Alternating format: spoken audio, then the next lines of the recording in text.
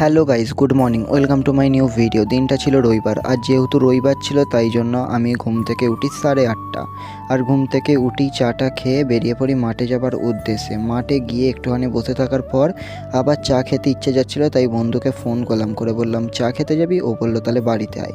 বাড়িতে গিয়ে শুনি ওর নাকি অনেকগুলো কাজ আছে, মানে দোকানে যাওয়ার।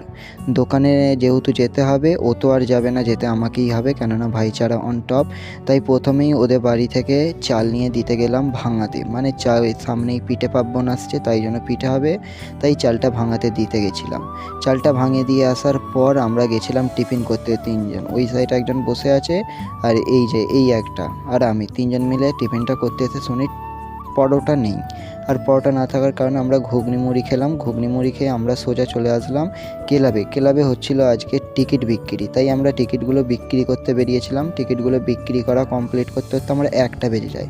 আর যেহেতু 1টা বেজে যায়, ঘরে এসে চান খাওয়া দাওয়া কমপ্লিট করে 2:30 বাজে, তখন আমরা বেরিয়ে পড়ি মাঠে যাবার উদ্দেশ্যে। আর মাঠে এসে কি করব না, আমরা ভিডিও শ্যুট করব। ওই যে ভিডিও শ্যুট চলছে, ওর পরই ভাই আমি ভিডিও করব। তারপর আমরা ভিডিওগুলো কমপ্লিট করে ভিডিওই করছিলাম, করতে করতে একটা বন্ধুর ফোন আসে, তার বাবার কে কোম্পানি আছে, তার গাড়িটা নাকি লিক হয়ে গেছে, আর তার কোম্পানি এখানে নেই। আর বন্ধুটার বাবা নাকি গাড়ি চালাতে পারে না, তাই আমার বন্ধু গাড়িটাকে নিয়ে সোজা চলে আসে গ্যারেজে।